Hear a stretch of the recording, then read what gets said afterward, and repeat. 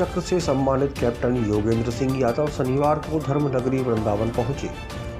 सन 1999 में कारगिल युद्ध के दौरान करीब 1.5 दर्जन गोलियां लगने के बावजूद टाइगर हिल चोटी फतह करने के लिए उच्चतम भारतीय सैन्य सम्मान परमवीर चक्र से सम्मानित योगेंद्र यादव के चैतन्य विहार स्थित शांतिपनी मुनि स्कूल में पहुंचने पर जहां भव्य स्वागत हुआ, वहीं विद्यालय की छात्राओं ने उनके सम्मान में देशभक्ति से ओतप्रोत सांस्कृतिक प्रस्तुतियों से वातावरण को देशभक्ति में बना दिया।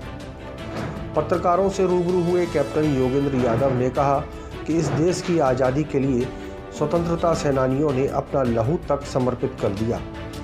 इस आज़ादी की रक्षा के लिए सैनिक अपने कर्तव्य का निर्वहन करता है, उसी प्रकार प्रत्येक भारतीय को अपने अपने क्षेत्र में राष्ट्र को सर्वोपरि मानते हुए अपने कर्तव्य का निर्वहन करना चाहिए। तभी हमारा राष्ट्र सशक्त, समृद्ध और सुपर पावर बनेगा। भारतीय सेना में युवाओं को शामिल करने के लिए सरकार द्वारा लागू की गई अग्निवीर योजना के प्रश्न पर उन्होंने कहा कि यह एक बदलाव है।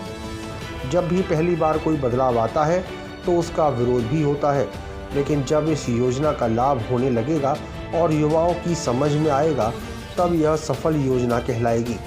साथ ही उन्होंने संस्था द्वारा छात्राओं को शिक्षित और संस्कारित करने के लिए किए जा रहे कार्यों की सराहना करते हुए केंद्र एवं राज्य सरकार से संस्था के FCRA अकाउंट का नवीनीकरण किए जाने का अनुरोध भी किया। तो वो पैसा उसमें आता है तो इसका हर साल रिन्यूअल होता है, ठीक है। तो बहुत सारे NGOs का रिन्यूअल हो गया है, इनका रिन्यूअल अभी तक नहीं हुआ है। अगर समय से रिन्यूअल नहीं होगा तो देखिए, कोई भी कार्य जब हम किसी काम को करते हैं बिना पैसे के वो कार्य नहीं हो सकता है। यहाँ तो बच्चियों को खाने का है, उनको ड्रेस का है, कब पढ़ाई का है, तमाम तो सब चीज़ें हैं। टेंडेंसी सर कौन से विभाग में है?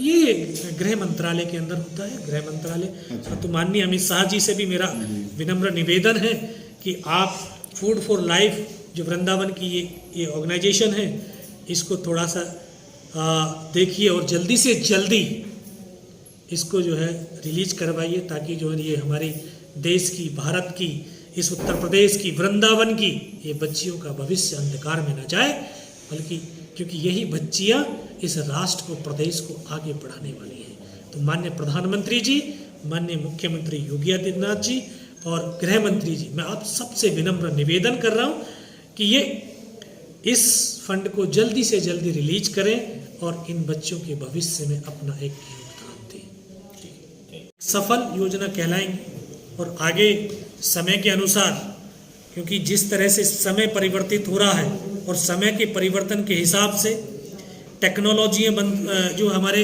औद्योगिक क्षेत्र के अंदर, प्रौद्योगिक क्षेत्र के अंदर क्रांतिकारी बदलाव आ रहे हैं। तो जब क्रांतिकारी हमारी नई नई टेक्नोलॉजी आ जाए, क्रांतिकारी बदलाव आए तो उसमें सबसे जरूरी है कि जब टेक्नोलॉजी आएगी तो उसकी कार्यशैली बदली होगी। पहले आप लोग ही देख लो कि पहले बड़े बड़े कैमरा लेकर के एक कैमरामैन, एक फलाना, एक वो चलता था। आज एक मोबाइल वाला ही अपना पूरा काम कर लेता, रिपोर्टर का काम सब कुछ करके अपना ज़्यादा। और पहले लाइव अगर भेजना, लाइव भेज सकते हैं, छोटा सा बॉक्स आता है। ये तो टेक्नोलॉजी। इससे बेरोजगारी नहीं बढ़ रही? किससे? अब सारा काम एक ही मशीन कर लेगी तो बेरोजगारी। कर्तव्य और दायित्व उसको देखना चाहिए, सोचना चाहिए, समझना चाहिए और उसके हिसाब से वो अपना करेंगे। और मैं आप लोगों के माध्यम से उत्तर प्रदेश और भारत सरकार से विनम्र निवेदन करना चाहता हूं, और मैं चाहता हूं कि आप लोग इस खबर को थोड़ा सा प्रमुखता से दिखाएं, ताकि जो ये NGO है फूड फॉर लाइफ वृंदावन वाली, ये स्कूल चलाती है, बच्चियों को पढ़ा रही है, गरीब बच्चियों को पढ़ा रही है, जो हमारे गांव की बच्चियां। अगर हमारी बच्चियों का भविष्य अंधकार में जाएगा तो ये राष्ट्र कहाँ जाएगा? ये फूड से लेकर के, एजुकेशन से लेकर के संस्कार तक, ये तमाम जो इनके 3 स्कूल वृंदावन के अंदर है, बाहर कहीं और होंगे। तो वृंदावन वालों की बात कर रहे हैं तो कृष्ण की भूमि, राधा की भूमि है। यहाँ पर इन प्यारी प्यारी बेटियों को, कन्याओं को, बहनों को एक शिक्षित किया जा रहा है। तो हर एक NGOs का अपना जो एक फंड होता है, उसको हर बार रिन्यूअल किया जाता है। तो ये एक ऐसी संस्था बची है जिनका जो है तो अभी वो रिन्यूअल नहीं हुआ है। अगर ये रिन्यूअल नहीं होगा तो फंड के पैसे निकाल नहीं सकते। फंड नहीं निकलेगा तो ये बच्चियों को किस तरह से पढ़ाया जाएगा। और मुझे अभी ज्ञात हुआ है कि सिर्फ इनके पास 1 महीने का बचा है। तो मैं भारत सरकार और उत्तर प्रदेश सरकार से विनम्र निवेदन करता हूँ, ये भारत की और इस उत्तर प्रदेश की बच्चियाँ हैं जो यहाँ संस्कार एजुकेशन ले रही हैं। इस जो ऑर्गेनाइजेशन है जो इसका जो है तो FCRA का जो ये फंड है इसको जो है रिलीज कर दिया जाए ताकि ये बच्चियों को संस्कार और भोजन के साथ साथ उनको आगे बढ़ने में मदद दे सके। फंड बिल्कुल, क्योंकि इस देश को आज़ादी दिलाने वाले अनगिनत स्वतंत्रता सेनानी जिन्होंने अपने लहू की हर बूंद को इस आज़ादी के लिए इस देश को समर्पित किया। आज हम सबका ये दायित्व बनता है कि इस आज़ादी की रक्षा के लिए सैनिक अपना कर्तव्य दायित्व का निर्वाह कर रहे हैं। हर एक भारतीय को